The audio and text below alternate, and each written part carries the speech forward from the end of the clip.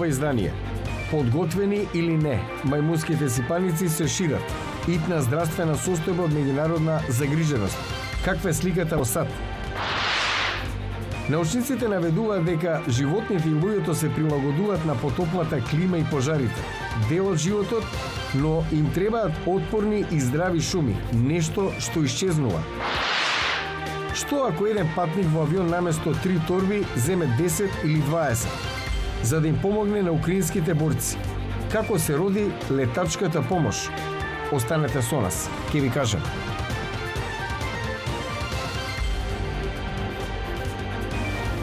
Добро вечер. Ова е ТВ журналот Ньюслеш на Гласот на Америка на македонски. Јас сум Јане Бојаджиевски.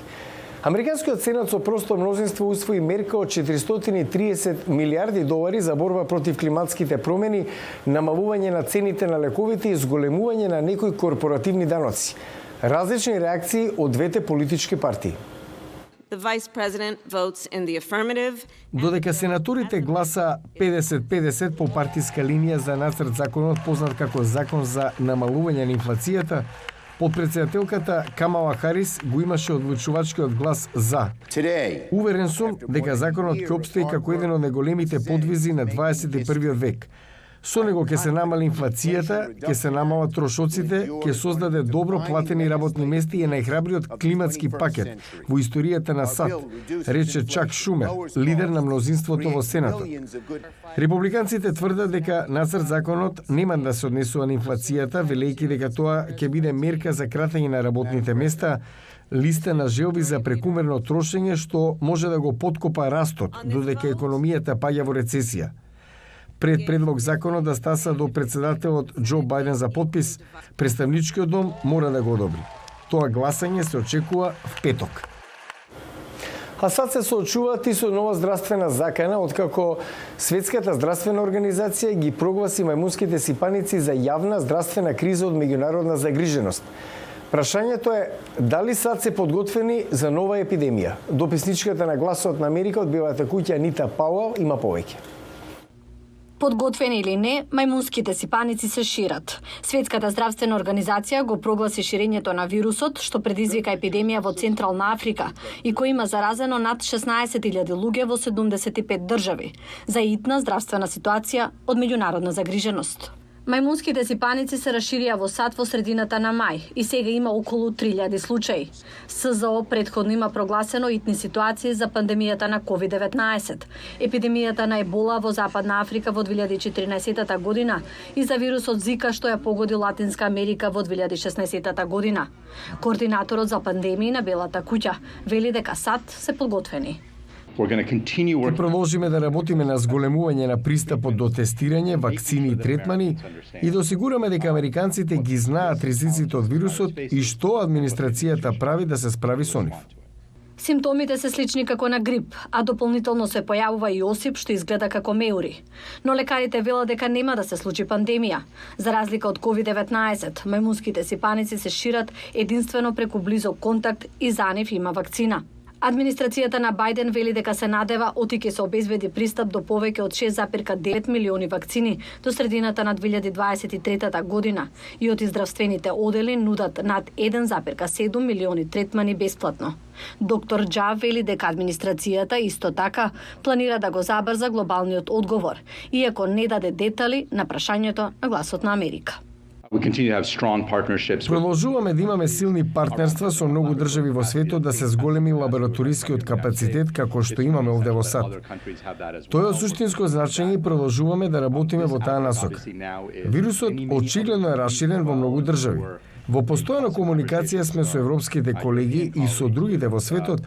Мислам дека прогласувањето на итна здравствена ситуација уште повеќе ќе го зголеми глобалниот одговор.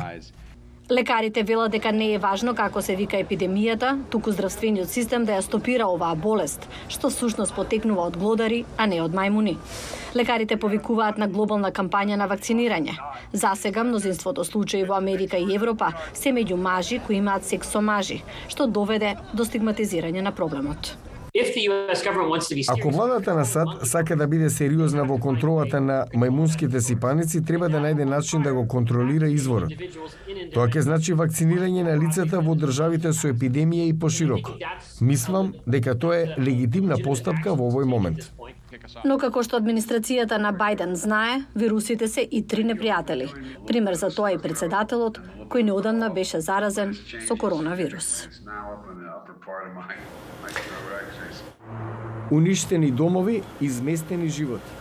Така наречениот Дабов пожар. Глен, научниците велат дека дивите пожари на Американскиот запад се поголеми, пожешки, поуништувачки отколку во минатото.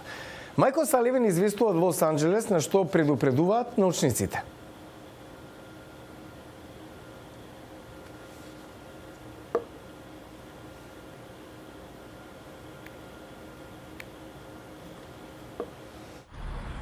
Редици на меѓународниот аеродром во Сан Франциско. Иван Хајт не патува денес. Тој ја поддржува Украина во незината борба против Русија. Хајт работи во организацијата Летачка помош. Тој ги координира напорите да се убедат обичните патници да земат со себе намирници од САД за Украина. До сега вака се испратени неколку тони помош. Си помислив, што ако еден патник наместо 3 торби земе 10 или 20? Тоа многу ќе помогне на украинските борци. Идејата им се допаднала на пријателите на Хајт и така се создала Летачка помош. Ако некој е подготвен да подготви неколку торби со хуманитарна помош, медицински материјал или заштитна опрема за Украина, знае дека тоа оди преку Хајт. Потоа Хајт и неговите пријатели бараат патници кои патуваат од Сан Франциско до Европа.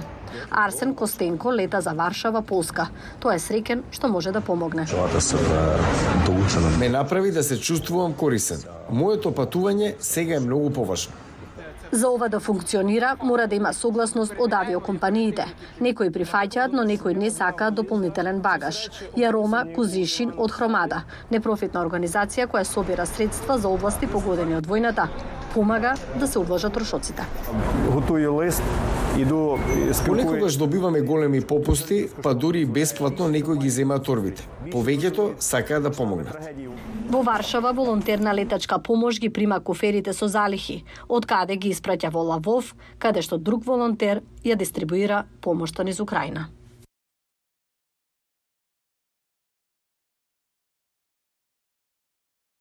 Newsflash се извинуваме за техничките проблеми. Јас сум Јане Бојаджиевски од Вашингтон. За повеќе информации појдете на glasnaamerica.com. Следете не преку социјалните медиуми.